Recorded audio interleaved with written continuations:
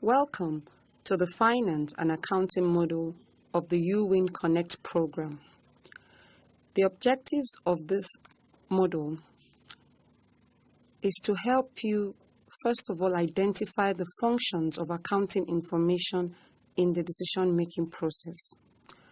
Next is to help you explain the elements of financial statements, followed by identifying different types of cost in a business. Also help you identify and define what cost control really means, and lastly, help you create cost consciousness in an enterprise.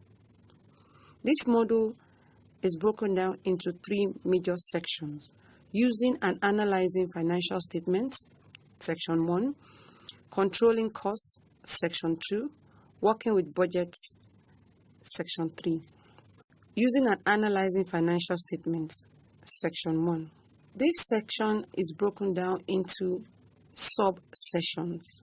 The first session we are going to look at is the role of accounting in decision-making process. Accounting information and decision-making process. To make informed decisions, accounting information is very important. We are looking at 3 major types of decisions in accounting. Number 1, business decisions. Number 2, investing decisions. Number 3, financial decisions. Business decisions are the day-to-day decisions you make for the operations of the business, while investing decisions are decisions you make that helps you to expand the capacity or the production of the business or the earnings of the business. Lastly, financial decisions are decisions that has to do with funding of your operations. Should we borrow? Should we get more equity players? All these decisions have to be made based on accounting information. Accounting information is an important source of financial information in the management information system. Accounting information plays a key role in formulating the financial information provided to information users. We are going to look at the classifications of accounting information. Accounting information is classified into 2 major groups. The first group is financial accounting information. The second group is management accounting information. Financial accounting information is designed to support management and other external users like investors and lenders in their decision-making related to the allocation of resources, investment, and credit. While management accounting information is designed to support management in their business operations, managers use this information to identify targets, devise plans, manage daily business operations. The primary difference between financial accounting information and management accounting information is that management accounting information is customized and designed by management to suit their daily needs to make business decisions, while financial accounting information is required by law and has standards on how they are to be prepared.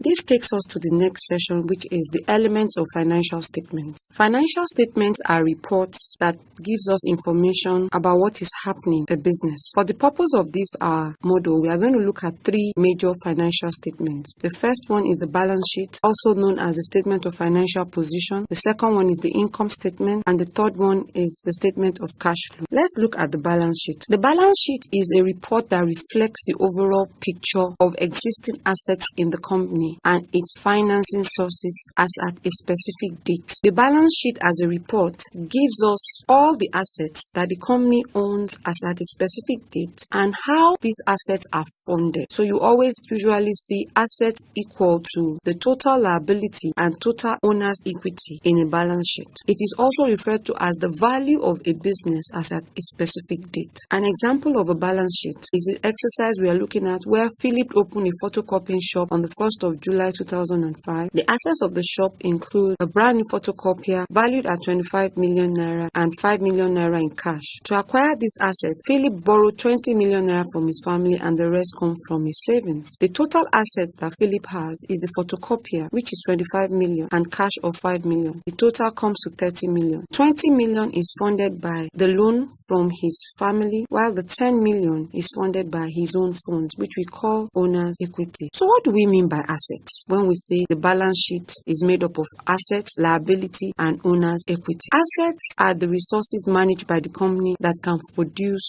future benefits. The asset must fulfill three major conditions before it can be referred to as an asset. Number one, it must have economic benefit. The asset must have a price that it can be reasonably determined by, and it must have an original price. The assets are what the company owns and it uses to produce economic benefit. We are going to look at assets under two major categories: short-term assets and long-term assets. Short-term assets are assets that have a lifespan of 12 months or less. Examples include the cash you have in hand may always change in value almost every day. Short-term investment, like call deposit or a fixed deposit. Accounts receivable, which also means the same thing as your customers you have sold to and are still owing you. Inventory also means the same thing as stock. This could be your raw materials, or finished goods, or work in progress. We have the second category of assets referred to as long-term assets or non-current assets. These are assets that you have and they are there for over 12 months. Examples include building,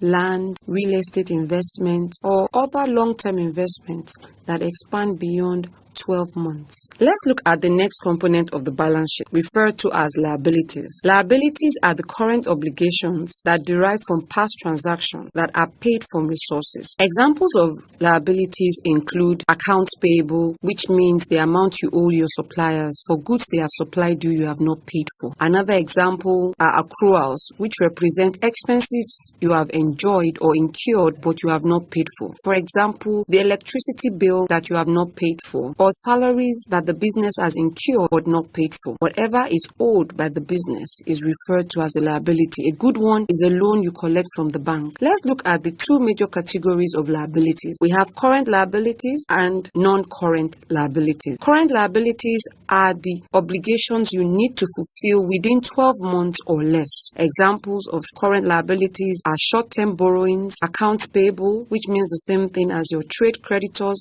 suppliers who you have collected goods from but you are yet to pay. While non-current liabilities are obligations you need to fulfill over 12 months. For example, a long-term loan, a loan that you need to pay back over a period of 2 years, 3 years, 5 years. Those are examples of non-current liabilities. Let's look at the last item in the balance sheet, owner's equity. Owner's equity is the shareholder's own capital value. This is represented by two major components in the balance sheet. The first is the capital contributed by the owners of the business and sometimes investors. The second component is referred to as the retained earnings or retained profit in the business. Retained earnings or retained profit is the profit that is plowed back into the business, while contributed capital represents the amount of money injected into the business by the owner or the owners of the business. We have covered the three major components of the balance sheet: assets, liabilities,